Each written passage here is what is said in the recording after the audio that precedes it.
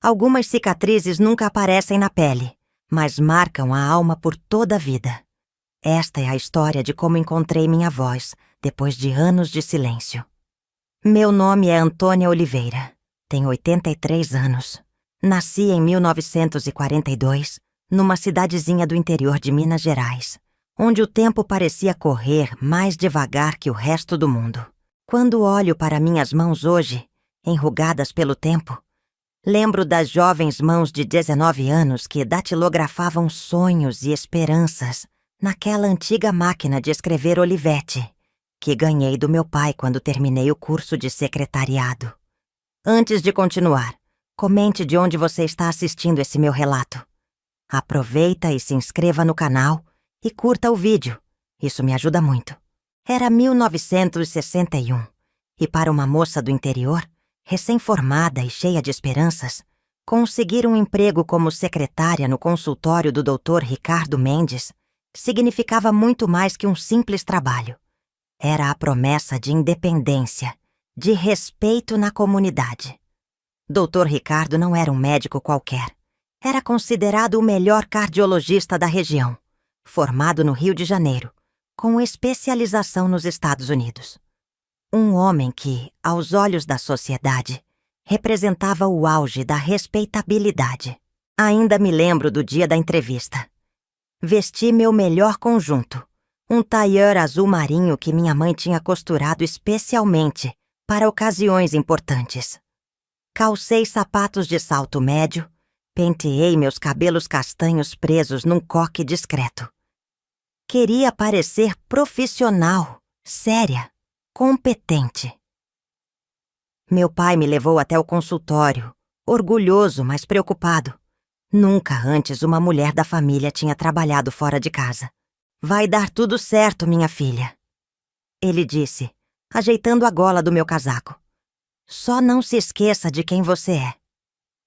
O consultório do Dr. Ricardo ficava na parte mais nobre da cidade, num prédio de 3 andares com fachada imponente e escadaria de mármore. Quando entrei na sala de espera, fiquei impressionada com o luxo discreto do lugar. Poltronas de couro, quadros de paisagens nas paredes, uma pequena fonte que criava um ambiente tranquilizador para os pacientes. A secretária anterior, Dona Matilde, uma senhora de seus 50 anos, me recebeu com um sorriso cansado. Ela estava se aposentando depois de 15 anos de serviço e seria responsável por me treinar nas 2 primeiras semanas. "O doutor é muito exigente", ela me advertiu enquanto me mostrava a agenda de consultas. "Mas é um excelente médico." Quando finalmente conheci o Dr. Ricardo, entendi por que ele inspirava tanta confiança em seus pacientes.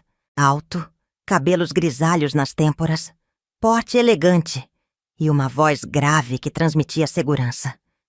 Devia ter seus 45 anos, mas possuía aquela maturidade que parecia fruto de experiência e conhecimento. Ele me entrevistou com perguntas precisas sobre minhas habilidades em datilografia, organização de arquivos e atendimento telefônico. "Senhorita Antônia", ele disse ao final da entrevista, "preciso de alguém que compreenda a importância da discrição em meu consultório. Lido com pacientes ilustres, pessoas da alta sociedade que confiam seus segredos médicos a mim. Posso contar com sua absoluta discrição?" Com a ingenuidade dos meus 19 anos, respondi com convicção. "Claro, doutor. Entendo perfeitamente a importância da confidencialidade." Saí de lá com um emprego e um sentimento de realização que fez meu coração disparar. O salário era o dobro do que qualquer outra secretária ganhava na cidade. Voltei para casa quase flutuando. Mal podia esperar para contar à minha mãe. Ela sorriu, mas viu uma sombra de preocupação em seus olhos. "Filha, homens em posição de poder às vezes se acham no direito de...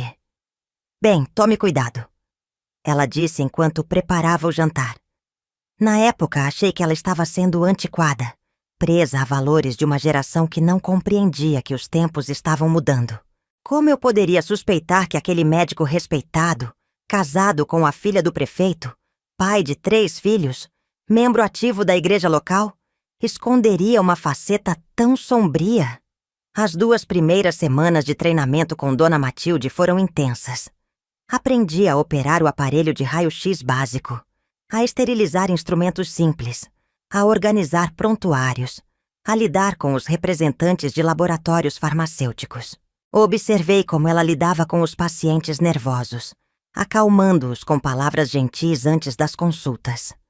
Tudo parecia perfeito. No entanto, hoje percebo sinais que ignorei, como quando Dona Matilde me ensinou a sempre deixar a porta do consultório aberta durante os exames de pacientes do sexo feminino. É para a proteção delas e do doutor, ela explicou sem entrar em detalhes. Ou quando me alertou para nunca ficar sozinha com ele depois do expediente. Na época, interpretei como simples regras de decoro profissional. No dia em que Dona Matilde se despediu, ela segurou minhas mãos com força. Menina, se precisar de qualquer coisa, sabe onde me encontrar. Havia algo em seus olhos, uma mensagem não dita que só anos mais tarde eu compreenderia. As primeiras semanas trabalhando sozinha foram desafiadoras, mas estimulantes. Dr. Ricardo parecia satisfeito com meu trabalho. Elogiava minha organização, minha pontualidade, minha discrição. Os pacientes gostavam do meu atendimento. Eu me sentia realizada profissionalmente. Foi aí que comecei a receber pequenos presentes. Um dia, ao chegar, encontrei uma caixa de chocolates finos sobre minha mesa. Para adoçar seu dia, dizia o bilhete sem assinatura. Mas eu sabia que vinha dele. Em outra ocasião foi um lenço de seda, depois um livro de poesias. Presentes que, na minha ingenuidade, interpretei como gestos de apreciação profissional. Minha mãe notou o lenço quando o usei no domingo na missa. Quem lhe deu isso, Antônia? Perguntou com a testa franzida. Foi um presente do Dr. Ricardo por meu bom trabalho. Respondi, orgulhosa. Ela trocou um olhar com meu pai que eu não soube interpretar. Filha, não é apropriado aceitar presentes pessoais de seu patrão. Meu pai disse com voz baixa. Devolva educadamente. Fiquei indignada. Eles não entendiam o mundo moderno, pensei. Não compreendiam que uma relação profissional poderia incluir gestos de apreciação. Era tudo tão inocente aos meus olhos. O consultório começou a prosperar ainda mais. Dr. Ricardo ampliou o horário de atendimento, contratou uma faxineira que vinha 2 vezes por semana, comprou equipamentos novos. Eu me sentia parte daquele sucesso, e meu status na cidade crescia como a secretária do ilustre médico. Comecei a notar pequenas mudanças no comportamento dele. Às vezes, ao me passar documentos para assinar, seus dedos tocavam os meus por tempo demais. Durante o ditado de cartas, ele se aproximava mais do que o necessário, seu perfume caro invadindo meu espaço pessoal. Quando estávamos sozinhos no consultório, sentia seu olhar percorrendo meu corpo quando achava que eu não estava prestando atenção. Tentei ignorar esses sinais, convencendo-me de que estava imaginando coisas. Afinal, Dr. Ricardo era um homem culto, respeitado, casado. Por que se interessaria por uma simples moça do interior? Foi numa sexta-feira, 6 meses após o início do meu trabalho, que aconteceu o primeiro incidente que não pude mais ignorar. Estávamos trabalhando até mais tarde. Havia um relatório importante para a Secretaria de Saúde que precisava ser finalizado. O consultório já estava vazio. Os últimos pacientes tinham saído há mais de 1 hora. Antônia, ele chamou de sua sala. Pode vir aqui um momento? Preciso que veja algo. Entrei em sua sala, bloco de anotações em mãos, pronta para mais um ditado. Ele estava em pé junto à sua estante de livros médicos, a gravata ligeiramente frouxa, o paletó pendurado no cabideiro. Feche a porta, por favor, ele pediu com naturalidade. Hesitei por um segundo, lembrando-me do conselho de Dona Matilde, mas obedeci. Sabe, tenho observado seu trabalho, sua dedicação. Ele começou, aproximando-se lentamente. Você é uma jovem muito especial, Antônia. Tem potencial para crescer muito mais. Obrigada, doutor. Respondi, sentindo um calafrio inexplicável. Ricardo, ele corrigiu com um sorriso. Quando estamos sozinhos, pode me chamar de Ricardo. Dei um passo para trás, confusa com a mudança de tom. Ele avançou mais, pegando minhas mãos entre as suas. Uma moça tão bonita e inteligente como você merece mais que um simples salário de secretária. Posso ajudá-la a crescer na vida, Antônia. Posso lhe ensinar coisas que não aprenderá em nenhum curso. Senti meu rosto queimar de vergonha e constrangimento. Retirei minhas mãos das dele, balbuciando alguma desculpa sobre estar atrasada para o jantar em família.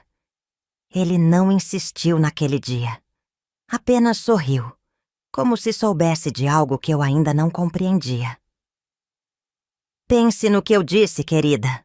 A vida oferece oportunidades que não voltam. Saí do consultório tremendo, confusa com o que havia acontecido. Parte de mim queria acreditar que tinha interpretado mal suas palavras, que ele realmente estava falando de oportunidades profissionais. Outra parte, porém, aquela que minha mãe havia tentado alertar, sabia exatamente o que aquilo significava. Passei o fim de semana inteiro angustiada, pensando se deveria contar aos meus pais, se deveria procurar outro emprego. Mas quais eram minhas alternativas na pequena cidade? Onde encontraria um trabalho que pagasse tão bem, que me desse tanto status? Na segunda-feira, Dr. Ricardo agiu como se nada tivesse acontecido. Foi cordial, profissional, manteve distância apropriada. Pensei que talvez ele tivesse percebido meu desconforto e reconsiderado seu comportamento. Permiti-me acreditar que aquele incidente havia sido um erro isolado, talvez resultado de um momento de fraqueza. Como eu estava enganada. Aquilo foi apenas o começo de um pesadelo que duraria quase 2 anos e cuja sombra me acompanharia por décadas. Um pesadelo que só terminaria quando eu finalmente encontrasse minha voz e a coragem para usá-la. Aquele primeiro incidente na sala do Dr. Ricardo foi apenas a ponta de um iceberg sombrio que lentamente emergia em minha vida. Nas semanas seguintes, notei uma mudança sutil na atmosfera do consultório. O que antes era um ambiente de trabalho profissional transformou-se num terreno minado, onde cada interação escondia uma possível armadilha. Lembro-me perfeitamente de uma manhã chuvosa de abril de 1962. O consultório estava especialmente movimentado devido a uma campanha de check-up cardíaco que havíamos anunciado no jornal local. Enquanto organizava as fichas dos pacientes, percebi que Dr. Ricardo havia alterado a agenda, deixando um horário vago no final da tarde. Antônia, reservei esse horário para discutirmos a expansão do consultório, explicou quando questionei a mudança. Havia algo em seu tom de voz, um subtexto que fez meu estômago apertar. Naquela época, o consultório estava prosperando. Dr. Ricardo falava em contratar um assistente, talvez até um jovem médico para ajudá-lo nos atendimentos. A ideia de crescimento profissional deveria me animar, mas aquele horário reservado no final do expediente me deixou inquieta. Quando o último paciente saiu, já passava das 6. A chuva intensificara-se, transformando as ruas em pequenos riachos. Era uma dessas noites em que tudo o que se deseja é chegar logo em casa, preparar um chá quente e escutar o barulho da chuva do conforto do lar. Você vai se molhar toda nessa chuva, tia Antônia, disse o Dr. Ricardo, fechando as cortinas do consultório. Posso levá-la em casa em meu carro. Aquilo parecia um gesto de gentileza, mas algo na maneira como ele me observava me fez recusar. Obrigada, doutor, mas meu pai virá me buscar. Era uma mentira. Papai estava acamado naquela semana com um resfriado forte. Então vamos aproveitar para discutir os planos enquanto espera, insistiu ele, indicando sua sala privativa. Entrei relutante, deixando a porta propositalmente aberta. Ele a fechou logo em seguida, com um movimento casual que fingia naturalidade. Antônia, preciso lhe mostrar as plantas da possível expansão. Não havia plantas sobre a mesa.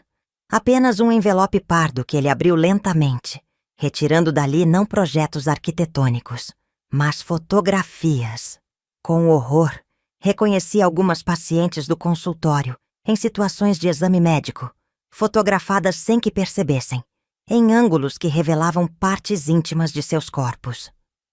"O que é isso?" perguntei com a voz trêmula. "Documentação médica", respondeu com uma tranquilidade perturbadora. "Isso fica entre nós, claro. Parte da nossa confiança profissional." Aquelas imagens me chocaram profundamente. Reconheci Dona Helena, esposa do farmacêutico. A jovem Clara, filha do juiz. Dona Marta, professora da escola municipal. Todas mulheres respeitáveis da comunidade. Todas vulneráveis naquelas fotografias. "Isso não é ético", consegui balbuciar, desviando o olhar. Ele riu, um som que até hoje ressoa em meus pesadelos.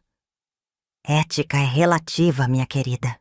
Tenho uma reputação impecável nesta cidade. Quem acreditaria em acusações contra mim, especialmente vindas de uma jovem secretária que precisa desesperadamente do emprego? Aquela foi a primeira ameaça explícita. O recado estava dado. Ele tinha poder, eu não. Nos dias seguintes, desenvolvi um sistema de autodefesa. Nunca mais fiquei sozinha no consultório após o expediente. Inventava compromissos, dizia que minha mãe estava doente, que precisava ajudar em casa. Passei a deixar a porta aberta sempre que entrava em sua sala, a manter distância física quando ele se aproximava. Mas Dr. Ricardo era persistente. Uma tarde, enquanto eu arquivava prontuários no pequeno almoxarifado, ele entrou sorrateiramente. O espaço era tão estreito que nossos corpos quase se tocavam. "Por que está me evitando, Antônia?" sussurrou, bloqueando a saída. "Não estou, doutor. Apenas tenho muitas responsabilidades familiares ultimamente. Sabe o que acontece com funcionárias que não colaboram plenamente?" Perguntou com uma falsa doçura que mal disfarçava que ameaça. "Elas perdem recomendações. E nesta cidade, sem minha recomendação, que portas se abririam para você?" Naquele instante, a campainha da recepção soou. Um paciente chegara para a consulta de emergência. Nunca senti tanto alívio ao ouvir aquele som estridente. Comecei a notar padrões no comportamento dele. Observava como ele selecionava certas pacientes, geralmente mulheres jovens, sozinhas na cidade, ou senhoras em posição vulnerável, viúvas ou separadas. Para elas, sugeria exames mais invasivos, sempre sem a presença da secretária. Algumas saíam do consultório visivelmente perturbadas. Certa manhã, uma moça que não reconheci, devia ter uns 20 anos, saiu aos prantos da sala de exames. Instintivamente fui atrás dela. "Está tudo bem?" perguntei no corredor. Ela secou as lágrimas rapidamente. "Sim, apenas. Não esperava que o exame fosse assim." "Como assim?" Ela hesitou, olhando ao redor como se temesse ser ouvida. "Ele disse que precisava examinar lugares que não têm nada a ver com problemas cardíacos." Meu sangue gelou. Aquilo confirmava minhas suspeitas mais sombrias. "Alguém veio com você hoje?" perguntei. "Não, estou sozinha na cidade. Vim visitar minha tia e aproveitei para fazer esse check-up." "Tome meu número", disse escrevendo rapidamente num papel. "Se precisar conversar..." Ela guardou o papel na bolsa, agradeceu com um olhar que dizia mais que palavras e partiu apressada. Nunca me ligou, mas aquele encontro mudou algo dentro de mim. Não era mais apenas sobre minha proteção. Havia outras mulheres em risco. Ao retornar à recepção, Dr. Ricardo me observava da porta de sua sala, uma expressão ilegível no rosto. "O que disse a paciente, Antônia?" Perguntou com falsa casualidade. Apenas me certifiquei de que estava bem. Parecia abalada. "Algumas pacientes são sensíveis demais", respondeu com desdém. "Aliás, reorganize a agenda de amanhã. Quero que os horários da senhora Carmen Duarte e da senhorita Lúcia Menezes sejam os últimos do dia." Conhecia bem aqueles nomes. Carmen Duarte, uma viúva recente que havia herdado a mercearia do marido. Lúcia Menezes, estudante universitária que voltara à cidade para cuidar da mãe doente. Ambas vulneráveis. Ambas sozinhas. Elas solicitaram esses horários específicos? Ousei questionar. "Apenas faça o que mandei", cortou secamente. Naquela noite, não consegui dormir. Rolava na cama, atormentada por pensamentos sombrios. O que estava acontecendo naquele consultório quando eu não estava presente? O que acontecia com aquelas mulheres nas consultas finais do dia? Minha mãe notou minha inquietação durante o café da manhã. "Você anda pálida, filha. Está doente?" Quase desabei ali mesmo. Quase contei tudo. Mas as palavras do Dr. Ricardo ecoavam em minha mente. "Quem acreditaria em você contra mim?" "É só cansaço, mãe. O trabalho no consultório aumentou muito." Ela me observou com aqueles olhos que sempre enxergavam além das palavras. "Antônia, se algo estiver errado, você pode nos contar. Seu pai e eu sempre estaremos ao seu lado." Engoli em seco, contendo as lágrimas. "Eu sei, mãe. Obrigada." Nos dias seguintes, tornei-me uma observadora mais atenta. Comecei a notar pequenos detalhes que antes me escapavam. Como o Dr. Ricardo acidentalmente tocava certas pacientes de maneira inapropriada durante a aferição de pressão. Como ele insistia em exames desnecessários com mulheres específicas. Como algumas evitavam olhar diretamente para ele durante as consultas.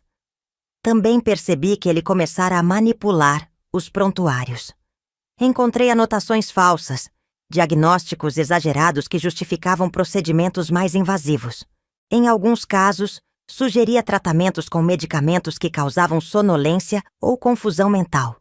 Uma tarde de junho, enquanto ele atendia um representante farmacêutico, encontrei uma pequena câmera escondida na sala de exames, posicionada estrategicamente para capturar imagens das pacientes durante os procedimentos. Meu coração disparou. Aquilo ia além do comportamento inadequado. Era criminoso. Naquele mesmo dia, ele me pediu para ficar após o expediente para atualizarmos o sistema de arquivos. A verdadeira intenção ficou clara quando, assim que ficamos sozinhos, ele trancou a porta principal do consultório. "Antônia, acho que não tem valorizado adequadamente as oportunidades que lhe ofereci", disse, aproximando-se perigosamente. "Que oportunidades, doutor? Tenho feito meu trabalho corretamente." "Ambos sabemos que uma secretária é mais que apenas uma funcionária. É uma companheira de trabalho." Sua mão tocou meu ombro descendo pelo braço. Recuei bruscamente. "Isso não faz parte das minhas atribuições." Seu rosto transformou-se, a máscara de civilidade dando lugar a algo sinistro. "Você tem ideia do que posso fazer se decidir que não preciso mais de seus serviços? Uma palavra minha e nenhum estabelecimento decente desta cidade a contratará." "Não pode fazer isso." "Não?" riu com escárnio. "Posso dizer que a peguei roubando medicamentos, ou que cometeu erros graves nos prontuários, ou simplesmente que é emocionalmente instável, tendo crises histéricas com os pacientes. Quem questionaria?" A realidade da minha situação caiu como um peso esmagador. Ele tinha razão. Na hierarquia social daquela cidade em 1962, a palavra de um médico respeitado valia infinitamente mais que a de uma jovem secretária. Pense bem, Antônia. Não estou pedindo muito. Apenas um pouco de cooperação. A campainha da porta frontal soou inesperadamente, salvando-me mais uma vez. Era o Dr. Alberto, um colega médico que viera pegar uns resultados de exames. Dr. Ricardo teve que destrancar a porta, forçando um sorriso profissional. Aproveitei aquele momento para pegar minha bolsa e casaco. Preciso ir. Meu pai está me esperando lá fora. Menti, evitando olhar para qualquer um dos dois. Corri pelas ruas da cidade como se fugisse de um predador. De certa forma, era exatamente isso que estava fazendo. Quando cheguei em casa, tranquei-me no banheiro e vomitei, tomada por uma náusea incontrolável. O espelho refletia uma versão de mim que mal reconhecia. Olhos arregalados pelo medo, pele pálida, expressão assombrada. O que havia acontecido com aquela jovem esperançosa, que, apenas 8 meses antes, orgulhosamente vestira seu melhor tailleur para na entrevista no consultório? Essa noite vai passar, sussurrei para meu reflexo, lavando o rosto com água fria. Amanhã pensarei no que fazer. Mas sabia que não era tão simples.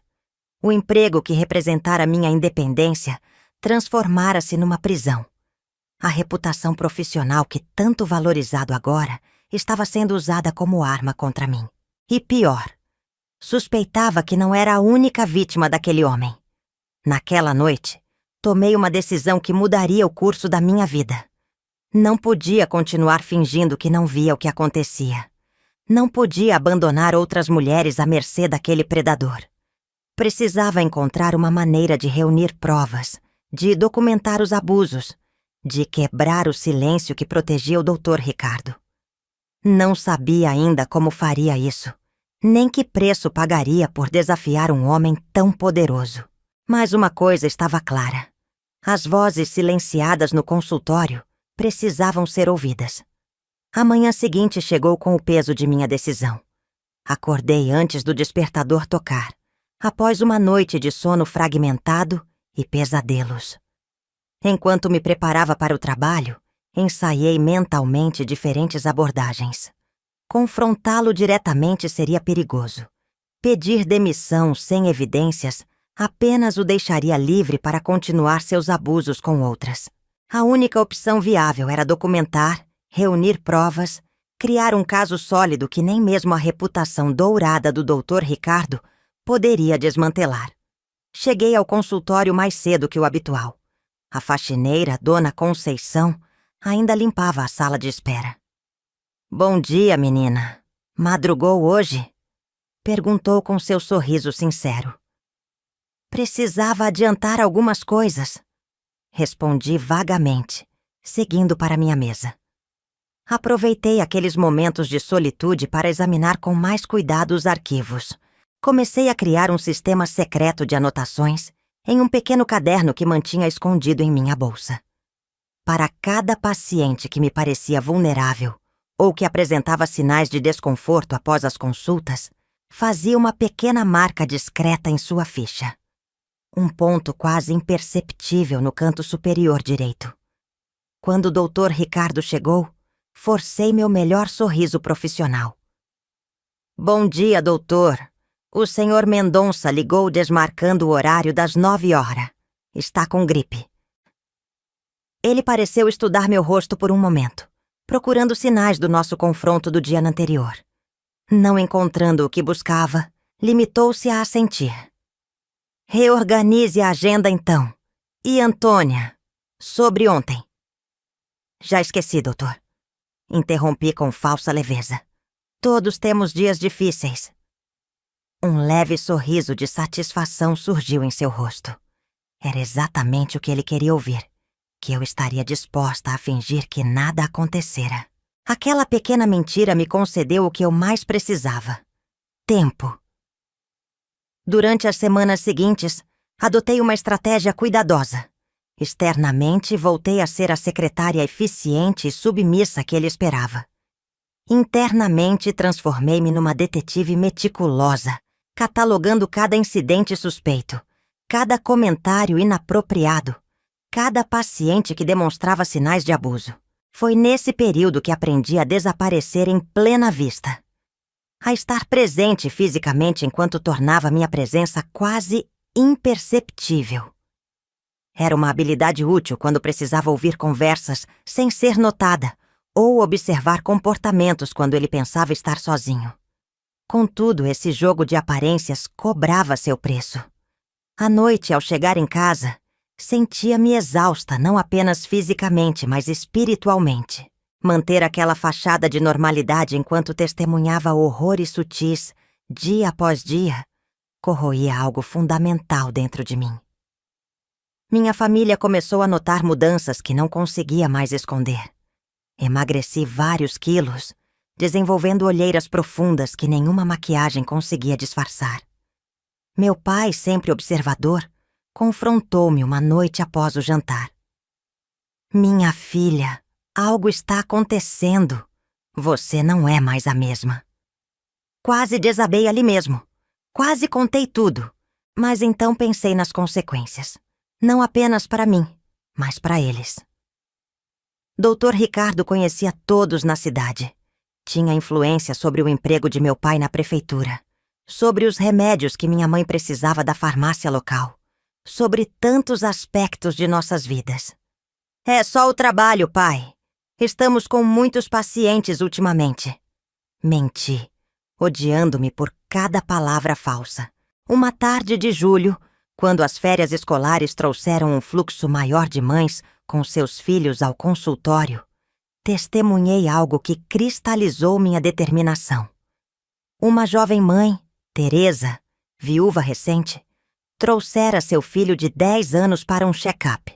Ao final da consulta com o menino, Dr. Ricardo sugeriu que ela própria fizesse um exame. A senhora também parece pálida. Melhor verificarmos seu coração. Antônia, leve o garoto para tomar um refrigerante na lanchonete da esquina, enquanto examino a mãe. Aquilo era incomum. Nunca antes ele havia sugerido que eu saísse do consultório durante o expediente. O menino pareceu animado com a ideia do refrigerante, mas algo no olhar de Teresa, um medo velado, uma hesitação, disparou todos os alarmes em minha mente. Doutor, não posso deixar a recepção desatendida. E se ligarem ou chegarem pacientes de emergência? Argumentei. Ficaremos apenas 15 minutos. Insistiu ele, um tom de irritação mal disfarçado em sua voz. Foi Teresa quem resolveu o impasse. Obrigada, doutor, mas estamos com pressa hoje. Quem sabe na próxima consulta do Júnior? Ela praticamente arrastou o filho para fora, agradecendo rapidamente enquanto saía. Dr. Ricardo fechou-se em sua sala, visivelmente contrariado. Horas depois, quando o consultório estava vazio, ele me chamou. Antônia, precisamos falar sobre suas interferências. Interferências, doutor? Não se faça de desentendida. Percebi como tem observado minhas consultas, como tem feito anotações que não lhe pedi. Como hoje, questionou minha orientação médica na frente de uma paciente. Meu coração acelerou, mas mantive a expressão neutra. Apenas me preocupei com a recepção desatendida. Desculpe se pareceu impróprio. Ele se aproximou, inclinando-se sobre minha mesa. Sabe o que acontece com secretárias que não sabem seu lugar? Elas desenvolvem reputações problemáticas. Que tipo de reputações? Perguntei, sentindo a garganta seca. Oh, há tantas possibilidades, sorriu com malícia.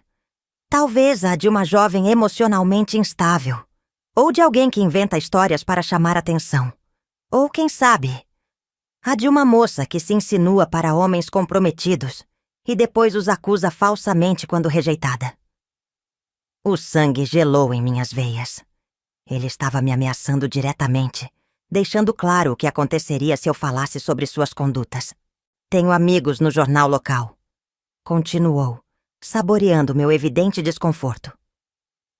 Uma pequena nota sobre comportamento inadequado de uma funcionária, sem nem mencionar nomes, seria suficiente para que todos na cidade soubessem de quem se trata. Sua família ficaria desapontada. Engoli em seco, compreendendo completamente a extensão de sua ameaça. Não era apenas meu emprego que estava em jogo. Era minha reputação, meu futuro, a honra de minha família. Em 1962, numa pequena cidade do interior, uma jovem solteira com a reputação manchada tinha poucas chances de recuperação social. Não tenho feito nada além do meu trabalho, doutor. Consegui responder com uma calma que não sentia. Ótimo. Mantenha-se assim. Trabalhe, sorria para os pacientes e não se intrometa no que não lhe diz respeito. Ele caminhou até a porta, parando antes de sair. Ah, e Antônia, se por acaso decidir buscar outro emprego, lembre-se de que nenhuma carta de recomendação minha significará portas fechadas para você, nesta cidade. E acredite, ninguém a contratará sem minha aprovação. A armadilha estava completa. Eu não podia ficar, mas também não podia sair. Se denunciasse seus abusos, seria desacreditada e difamada. Se simplesmente pedisse demissão, estaria condenada ao desemprego e à desconfiança da comunidade. Nas semanas seguintes, senti a pressão do isolamento crescer ao meu redor. Dr. Ricardo começou a espalhar pequenos comentários sobre mim para outros profissionais da área médica. Nada explicitamente difamatório, apenas insinuações sutis. Antônia anda muito sensível ultimamente.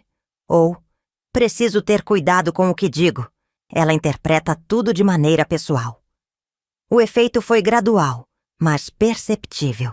Enfermeiras do hospital que antes conversavam animadamente comigo, agora pareciam mais reservadas. A farmacêutica, que costumava me convidar para tomar café durante meu intervalo, subitamente estava sempre ocupada. Até mesmo o entregador de correspondência, que sempre parava para uma conversa rápida, agora apenas deixava as cartas e saía apressado. Uma tarde, na mercearia, ouvi duas senhoras cochichando enquanto me observavam selecionar legumes. É aquela que trabalha para o Dr. Ricardo, sussurrou uma delas. Dizem que anda inventando histórias. Sempre desconfiei, respondeu a outra. Tão jovem e solteira, trabalhando sozinha com um médico casado. Isso nunca acaba bem. Voltei para casa naquele dia com os olhos ardendo de lágrimas contidas. A estratégia dele estava funcionando. Estava me isolando, minando minha credibilidade antes mesmo que eu pudesse falar. Em casa, as perguntas de meus pais tornavam-se mais frequentes, mais preocupadas. Numa noite de domingo após retornarmos da missa, para a qual fui praticamente arrastada, pois a ideia de enfrentar os olhares e sussurros da comunidade me aterrorizava, minha mãe sentou-se ao meu lado na varanda. Filha, não sei o que está acontecendo, mas sei que é algo sério, disse ela, segurando minhas mãos frias entre as suas. Você chora durante a noite, mal come, evita sair de casa exceto para o trabalho. Isso não é vida para uma moça de 20 anos. Mordi os lábios, lutando contra essa emoção. Estou bem, mãe. É só uma fase. Antônia Oliveira. Ela usou meu nome completo, como fazia quando eu era criança, e mentia sobre alguma travessura. Sou sua mãe. Posso não ter estudos, mas conheço minha filha. Algo ou alguém está machucando você. Foi como se uma represa se rompesse. As lágrimas que havia contido por tanto tempo finalmente transbordaram. Entre soluços, contei partes da verdade. Não tudo. Poupei-a dos detalhes mais sórdidos, mas o suficiente para que compreendesse a gravidade da situação. Aquele monstro! Exclamou ela. Um fogo que raramente vi, acendendo-se em seus olhos. Vou falar com seu pai agora mesmo. Ele irá até lá e... Não! Interrompi, aterrorizada. É exatamente o que ele espera. Se papai for confrontá-lo, Dr. Ricardo dirá que estou inventando tudo por ter sido rejeitada. Ele tem o respeito de toda a cidade. Papai perderá o emprego, seremos humilhados. Minha mãe ficou em silêncio por alguns momentos, processando o que eu dizia. Finalmente perguntou com voz firme: "O que pretende fazer então?" "Estou reunindo provas, documentando tudo. Preciso de algo concreto antes de falar." Ela assentiu lentamente. Sua avó sempre dizia que a paciência é a arma das mulheres. Mas lembre-se, filha, até a paciência tem limites. Aquela conversa, embora dolorosa, trouxe-me um alívio indescritível. Não estava mais completamente sozinha com meu segredo. E mais importante, minha mãe acreditou em mim sem questionar, sem duvidar um único instante de minha palavra. Na manhã seguinte, quando cheguei ao consultório, encontrei sobre minha mesa um buquê de flores. Não havia cartão, mas sabia exatamente de quem eram e qual a mensagem implícita. Dr. Ricardo observou-me da porta de sua sala, um sorriso calculado nos lábios. "Gostou das flores? Pensei que precisava de algo para alegrar seu dia. Anda tão abatida ultimamente." "São lindas, obrigada", respondi mecanicamente. "Sabe, Antônia, estive pensando, talvez esteja trabalhando demais. Poderia tirar alguns dias de folga, descansar em casa." O verdadeiro significado era claro. Estava me afastando para que não pudesse observar suas atividades no consultório, para que não pudesse proteger suas pacientes. "Estou bem, doutor. Prefiro manter minha rotina normal." Seu sorriso vacilou por um instante. "Insisto, tire o resto da semana. Estou preocupado com sua saúde." "E quem cuidará da recepção, dos prontuários, das ligações?" "Já providenciei. A filha do Dr. Alberto, Juliana, está procurando um trabalho temporário durante as férias universitárias. Ela começará amanhã." A mensagem era cristalina. Eu era substituível. Podia ser removida a qualquer momento, por qualquer pessoa que ele escolhesse. Naquela noite, caminhei para casa sentindo o peso esmagador da derrota. Ele havia vencido mais essa rodada. Por 5 dias, estaria afastada do consultório, incapaz de continuar minha documentação, incapaz de proteger as mulheres que procuravam atendimento. O que não percebi naquele momento, consumida pelo desespero, era que aquele afastamento forçado seria, ironicamente, exatamente o que eu precisava.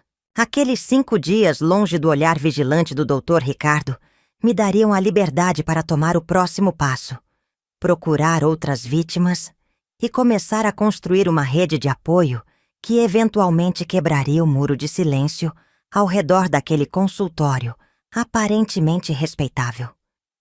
O isolamento que ele criava ao meu redor, as ameaças à minha reputação, foram suas armas mais poderosas. Mas como descobriria posteriormente, não era a única que sofrera esse processo. E quando vozes isoladas finalmente se encontram, mesmo os muros mais altos começam a ruir. Os 5 dias de afastamento forçado que Dr. Ricardo me impôs transformaram-se numa inesperada oportunidade. Inicialmente, passei os 2 primeiros dias em casa, consumida pela ansiedade, imaginando o que estaria acontecendo no consultório na minha ausência. Pensava nas pacientes vulneráveis, nas jovens mulheres que poderiam estar sofrendo os mesmos abusos que eu testemunhara. A culpa por não estar lá para, de alguma forma, protegê-las me corroía por dentro. Foi minha mãe quem me despertou desse estado de paralisia. Durante o café da manhã do 3º dia, ela sentou-se à minha frente com uma determinação que raramente demonstrava. "Antônia, ficar aqui se lamentando não mudará nada. Se tem 5 dias longe daquele lugar, use-os." "Para quê, mãe? Ele venceu. Quando voltar, será como se nada tivesse acontecido e continuarei presa na mesma situação." Ela pegou minhas mãos entre as suas, olhos firmes nos meus. "Você falou que precisa de provas, que precisa encontrar outras vítimas. Pois bem, agora tem tempo para isso sem precisar explicar seus movimentos a ele. Aquelas palavras simples foram como um raio de clareza cortando a névoa da minha mente. É claro! Estava livre do consultório, livre do olhar vigilante do Dr. Ricardo. Podia finalmente agir sem medo de ser observada. Naquela mesma tarde, vesti-me com cuidado. Um vestido discreto, um lenço cobrindo parcialmente meu rosto, óculos escuros que raramente usava. Não queria ser imediatamente reconhecida. Meu destino. A casa de Dona Matilde, a antiga secretária que havia me advertido veladamente antes de se aposentar. Dona Matilde vivia num pequeno sobrado na parte mais antiga da cidade. Quando abriu a porta e me viu, seus olhos se arregalaram por um instante antes de se estreitarem em compreensão. Estava esperando sua visita há muito tempo, Antônia, disse ela, fazendo-me entrar rapidamente. Talvez tenha demorado mais do que eu imaginava.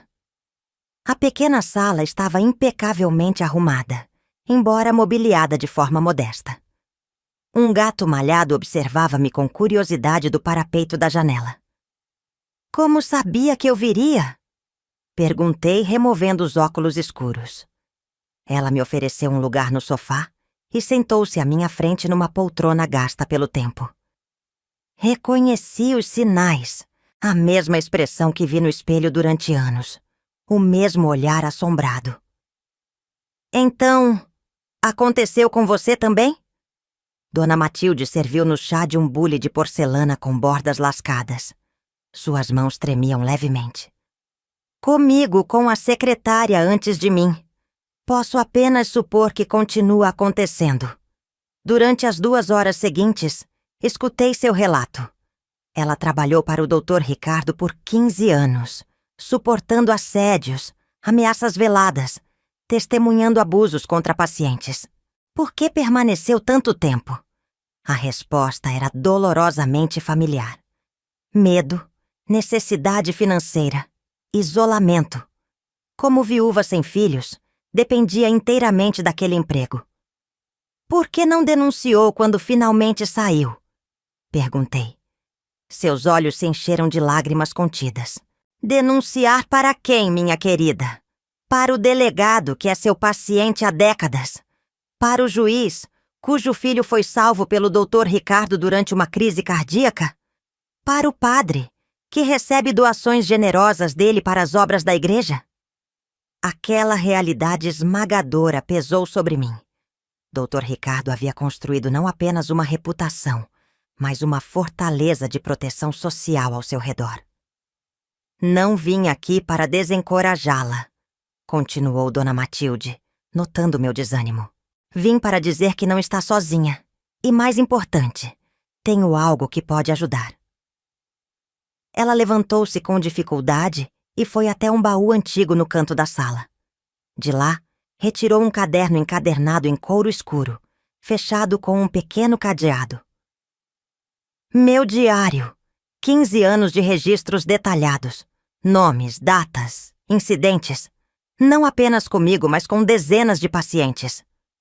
Meu coração acelerou. Por que não usou isso antes? Minha palavra contra a dele não seria suficiente. E estas mulheres... Ela folheou o diário, mostrando-me páginas e mais páginas de nomes cuidadosamente anotados. Muitas delas nunca admitiriam publicamente o que sofreram. A vergonha, o estigma, seria destruidor para suas vidas. Compreendi perfeitamente. A verdade era que precisávamos mais que documentação. Precisávamos de vozes dispostas a falar. Há uma lista aqui, continuou Dona Matilde, apontando para as últimas páginas do diário. De mulheres que acredito que falariam se não estivessem sozinhas. Mulheres que demonstraram mais raiva que vergonha, mais indignação que medo. Comece por elas. Quando saí da casa de Dona Matilde, já escurecia. Carregava em minha bolsa não apenas seu diário emprestado, mas algo ainda mais valioso. A confirmação de que não estava imaginando coisas, de que não estava sozinha, de que havia um padrão de comportamento estabelecido há anos. Nos 2 dias seguintes, visitei 3 mulheres da lista. A primeira, Clara Mendonça, havia se mudado para outra cidade.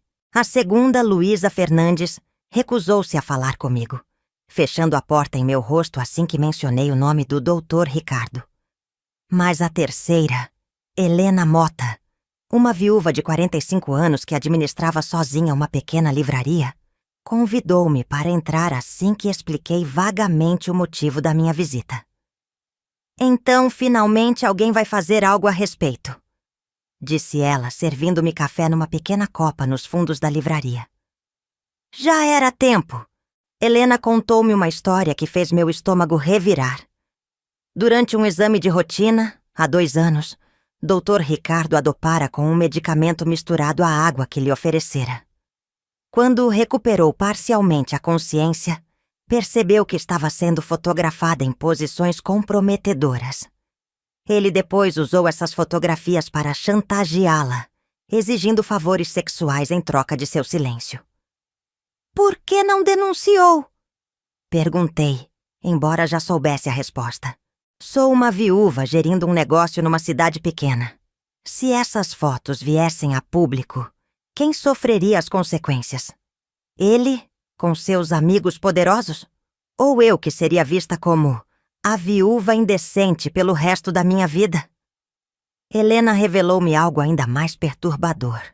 Havia outras mulheres na mesma situação.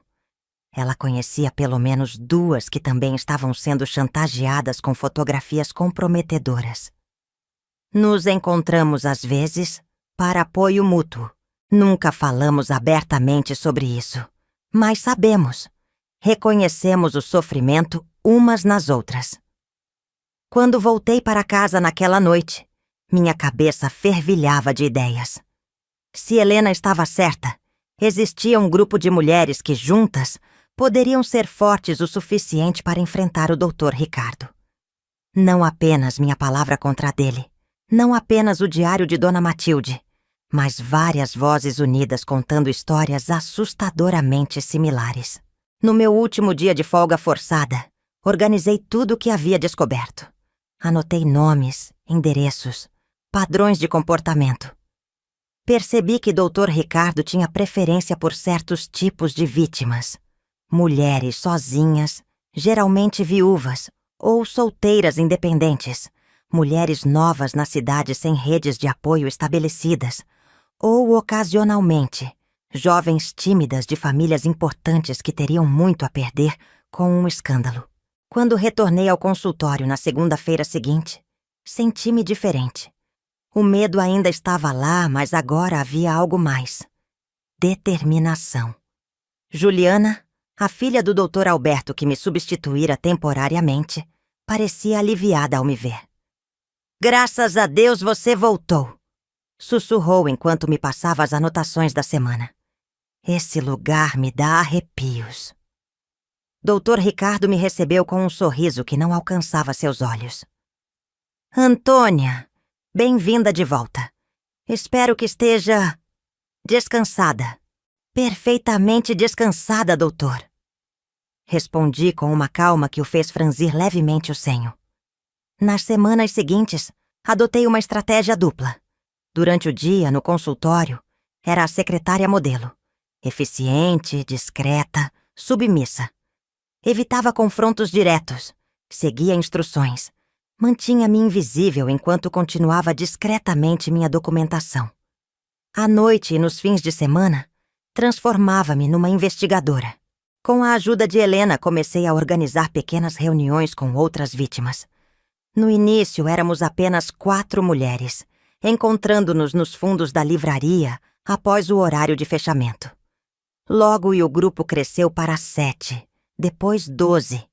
Foi Teresa, a jovem mãe que eu havia ajudado a escapar de uma consulta suspeita, quem sugeriu algo que mudaria tudo. Precisamos encontrar as fotografias, disse ela durante uma de nossas reuniões. Se ele usa essas imagens para nos chantagear, para nos silenciar, Então precisamos encontrá-las e destruí-las. A ideia era ousada, perigosa até. Significaria invadir a privacidade do consultório, procurar em seus arquivos pessoais. Mas também sabíamos que aquelas fotografias eram nossa maior evidência e nossa maior vulnerabilidade. Helena, que emergira como uma líder natural do grupo, virou-se para mim. Você é a única que tem acesso regular ao consultório. Teria coragem de procurar? 12 pares de olhos se voltaram para mim, cheios de expectativa e medo. Aquelas mulheres haviam confiado em mim suas histórias mais dolorosas.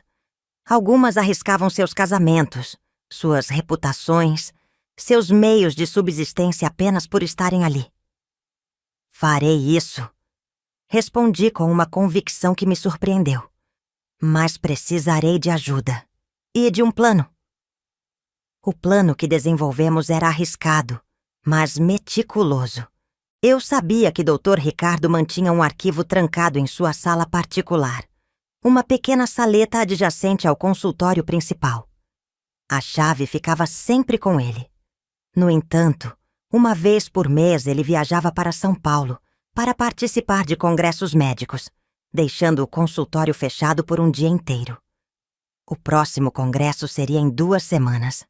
Teríamos que agir então. Durante aquele período de espera, continuei minha rotina normal, cuidando para não despertar suspeitas. Dr. Ricardo parecia mais relaxado ao meu redor, acreditando que seu período de intimidação havia funcionado.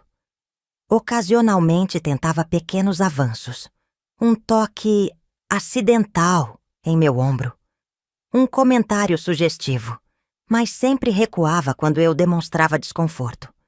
Ele havia voltado à sua estratégia de paciência predatória, acreditando que eventualmente eu cederia por medo ou exaustão. O dia da viagem chegou finalmente. Dr. Ricardo deixou instruções específicas. O consultório ficará fechado amanhã.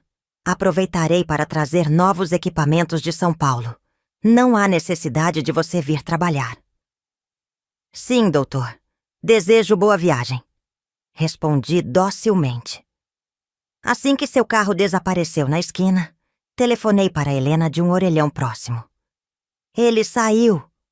Nos encontramos conforme planejado.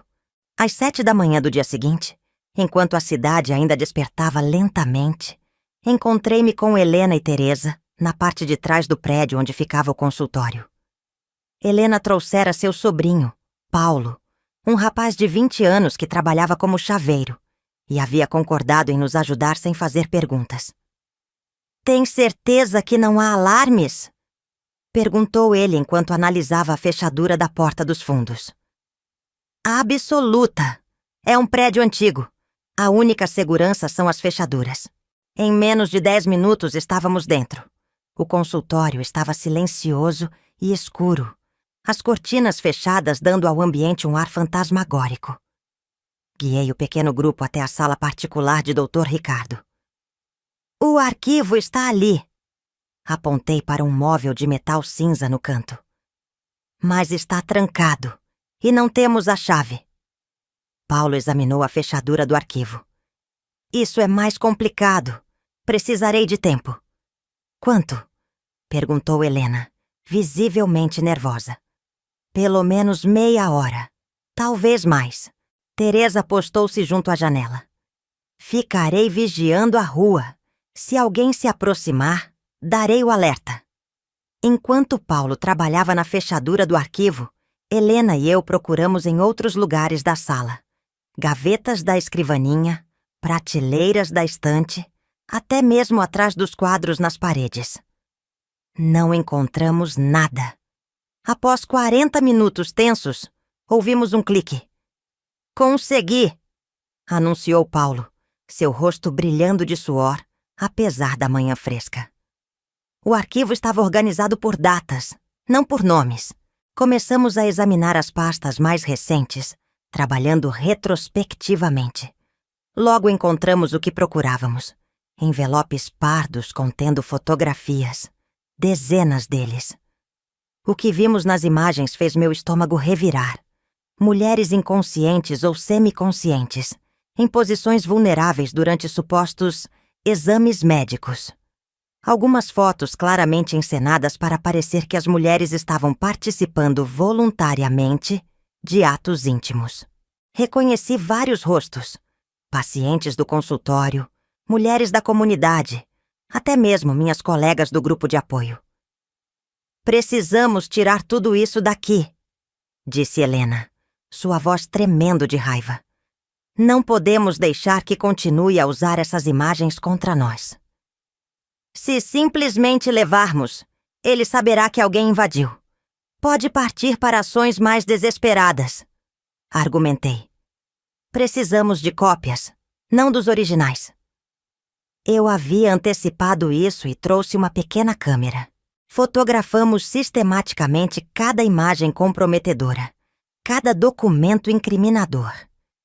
Em uma pasta separada, encontramos algo ainda mais perturbador: cartas de pacientes e familiares com reclamações sobre comportamentos inadequados, todas cuidadosamente arquivadas, junto com anotações sobre como essas pessoas foram silenciadas ou desacreditadas. Trabalhamos rápido, conscientes de que cada minuto nos expunha a mais riscos. Quando terminamos, recolocamos tudo exatamente como estava.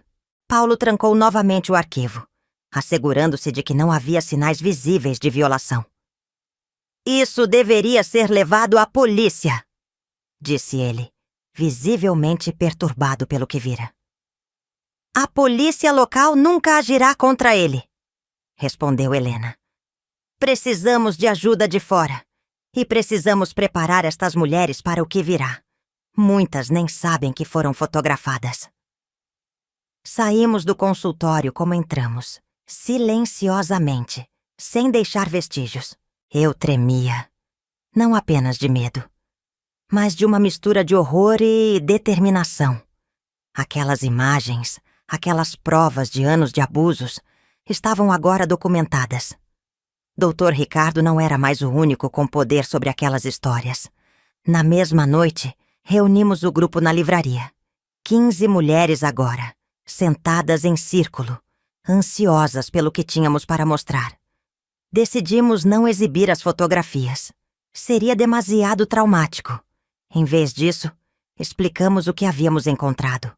"Ele tem usado essas imagens para nos manipular, para nos fazer sentir isoladas e envergonhadas", disse Helena. "Mas agora temos prova de um padrão sistemático de abuso. Não somos casos isolados. Somos dezenas, ao longo de anos." Uma das mulheres, Dona Carolina, uma professora aposentada de 60 anos, levantou-se. "E agora? O que faremos com essas provas?" Foi então que compartilhei a segunda parte do plano.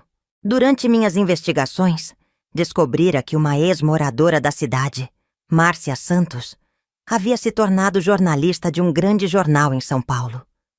Márcia era conhecida por reportagens sobre direitos das mulheres e casos de abuso de poder. Contatei a semana passada. Ela está interessada em nossa história, disposta a investigar, a publicar, a levar o caso às autoridades estaduais, não apenas locais. Um murmúrio percorreu o grupo. Para algumas, a ideia de exposição pública era aterrorizante. Para outras, representava finalmente uma chance de justiça. "Precisamos decidir juntas", enfatizei. "Cada uma de vocês tem o direito de escolher se quer participar ou não da denúncia pública. Compreenderei qualquer decisão." Durante horas debatemos, choramos, argumentamos. Ao final da noite, 11 mulheres haviam concordado em falar com a jornalista, mesmo que anonimamente. 4 preferiram permanecer completamente afastadas. Respeitamos sua decisão. Márcia chegou à cidade 3 dias depois, hospedando-se discretamente na casa de Helena. Durante 2 dias, entrevistou cada uma das mulheres, documentou suas histórias, examinou as provas que havíamos reunido. Seu profissionalismo e sensibilidade nos deram confiança de que estávamos seguindo o caminho certo. "Isso é maior do que imaginei", disse ela após concluir as entrevistas. Não é apenas um médico abusando de sua posição. É toda uma estrutura social que permitiu que isso acontecesse por tanto tempo. A história que precisa ser contada é sobre o silêncio de uma cidade inteira. Ela partiu prometendo que a reportagem seria publicada em 2 semanas. Entraria em contato conosco antes para confirmar detalhes. Também nos garantiu que levaria o caso ao Conselho Federal de Medicina e à Polícia Federal, contornando as autoridades locais que poderiam proteger Dr. Ricardo. Aquelas 2 semanas foram as mais longas da minha vida. Continuei trabalhando normalmente no consultório, observando o Dr. Ricardo com novos olhos. Ele parecia completamente alheio ao que o aguardava, seguro em sua posição de poder, convencido de sua impunidade. Em alguns momentos quase senti pena. Quase. Então me lembrava das fotografias, das mulheres chorando durante nossas reuniões, do terror nos olhos de Teresa quando ele sugeriu que examinaria seu coração. Apenas se transformava em resolução. Finalmente, numa quinta-feira comum, recebi um telefonema de Márcia, enquanto o Dr. Ricardo atendia um paciente. A reportagem sai amanhã na primeira página. Vocês estão preparadas para o que virá depois? Engoli em seco. Estamos. O Conselho Federal já foi notificado. A Polícia Federal inicia as investigações amanhã mesmo. Sugiro que você não vá trabalhar amanhã, Antônia. Quando desliguei, minhas mãos tremiam. Amanhã o mundo de Dr. Ricardo desabaria. E o meu também mudaria para sempre. Naquela noite não consegui dormir. Sentada na varanda de casa, observei o amanhecer com uma sensação surreal. Às 7 horas, ouvi o grito de meu pai vindo da sala. Antônia! Vem aqui agora! Corri para dentro. Ele segurava o jornal com mãos trêmulas. A manchete gritava em letras garrafais. Médico respeitado acusado de anos de abuso contra pacientes em cidade mineira. Abaixo, uma fotografia do consultório do Dr. Ricardo. E em destaque, meu nome como uma das principais fontes da denúncia. Meu pai me olhou com uma mistura de choque e horror. O que você fez, Antônia? O que era necessário, pai? Respondi, sentindo-me estranhamente calma. O telefone começou a tocar incessantemente. Minha mãe o desconectou após a 3ª chamada. Vizinhos passavam em frente à nossa casa, alguns apontando, outros desviando o olhar. Ao meio-dia, uma viatura da polícia estacionou na frente de nossa casa. 2 oficiais, um deles federal, solicitaram que eu os acompanhasse para prestar depoimento formal. As semanas seguintes foram um turbilhão. Depoimentos, investigações, lágrimas, acusações. A cidade dividiu-se. De um lado, aqueles que defendiam cegamente o Dr. Ricardo, argumentando que eu e as outras mulheres estávamos mentindo para destruir a reputação de um homem bom. Do outro, aqueles que finalmente permitiam-se ver a verdade que estivera diante deles durante anos. Mais mulheres surgiram, incentivadas pela coragem das primeiras denunciantes. 20, depois 30 testemunhos similares. As evidências tornaram-se irrefutáveis. Dr. Ricardo foi inicialmente afastado pelo Conselho Regional de Medicina. Depois, com o avanço das investigações criminais, foi preso preventivamente. Sua esposa e filhos deixaram a cidade silenciosamente, numa madrugada de domingo, sem se despedir de ninguém. Quanto a mim, paguei um preço alto por falar a verdade. Fui hostilizada nas ruas, recebi ameaças anônimas, tive meu nome manchado por boatos infames. Alguns membros da própria família me viraram as costas, envergonhados pelo escândalo que eu havia causado. Mas também encontrei apoio onde menos esperava. Mulheres desconhecidas me abordavam para agradecer, algumas em lágrimas. Recebi cartas de outras cidades, de outras vítimas de abusos similares que se inspiraram em nossa coragem coletiva. 6 meses após a publicação da reportagem, Dr. Ricardo foi formalmente indiciado por múltiplos crimes. Seu julgamento seria em São Paulo, longe da influência que ainda mantinha na pequena cidade. Enquanto aguardava o processo judicial, decidi que era hora de reconstruir minha vida. Com a ajuda de Márcia, consegui uma vaga de secretária num jornal na capital mineira. Na véspera da minha partida, Helena organizou uma pequena reunião na livraria. As mesmas mulheres que haviam se unido para buscar justiça, agora se reuniam para se despedir. "Você mudou nossas vidas, Antônia", disse Helena, erguendo uma taça de vinho em minha direção. "Nos mostrou que o silêncio não é o único caminho." "Nós mudamos nossas próprias vidas", corrigi. "Juntas." Teresa, que raramente falava durante nossas reuniões, levantou-se. "Antes de tudo isso, pensei que essas cicatrizes que carregamos ficariam para sempre escondidas, vergonhosas. Agora sei que nossas histórias, mesmo dolorosas, podem transformar outras vidas." Quando deixei a cidadezinha de Minas numa manhã de 1963, levava comigo essa lição fundamental. O silêncio protege os abusadores, não suas vítimas. A voz, mesmo trêmula, mesmo solitária no início, tem um poder que nenhuma ameaça pode permanentemente sufocar. Não foi fácil recomeçar. Não foi rápido cicatrizar.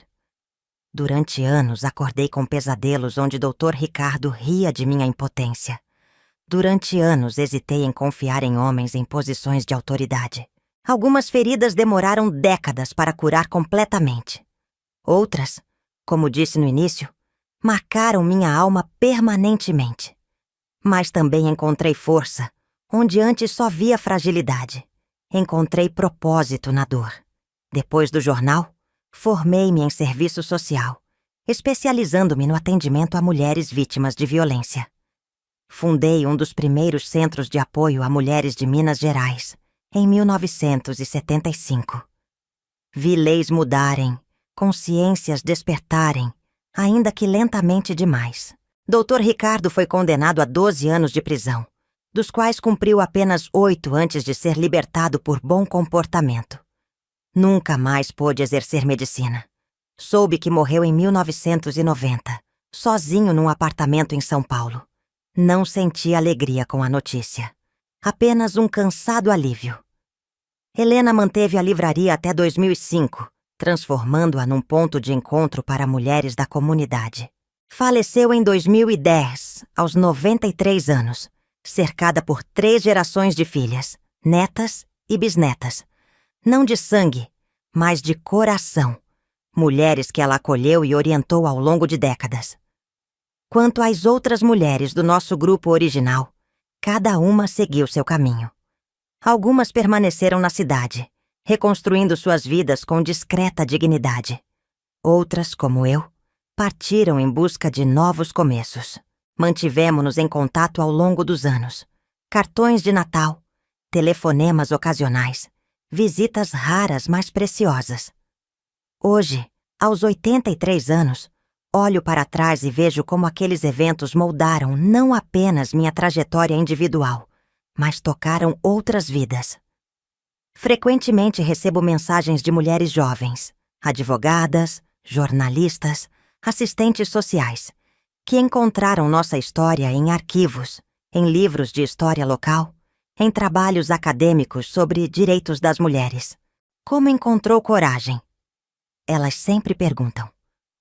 A resposta é simples, embora tenha levado anos para compreendê-la plenamente. A coragem não é a ausência de medo, mas a decisão de que algo é mais importante que o medo. Naquele consultório sufocante de 1962, o que descobri ser mais importante que meu próprio terror foi a responsabilidade para com outras mulheres. As que vieram antes de mim, as que estavam ao meu lado e, principalmente, as que viriam depois. Algumas cicatrizes nunca desaparecem completamente. Carrego as minhas como lembretes não apenas da dor, mas da cura que se seguiu. São marcas de batalhas que valeram a pena, testemunhas silenciosas de que o silêncio, quando finalmente quebrado, pode se transformar na mais poderosa das vozes. E essa voz, uma vez encontrada, nunca mais se perde completamente. Se você se emocionou com a minha história, se inscreva no canal, ative o sininho e curta o vídeo. Obrigado por me assistir até aqui.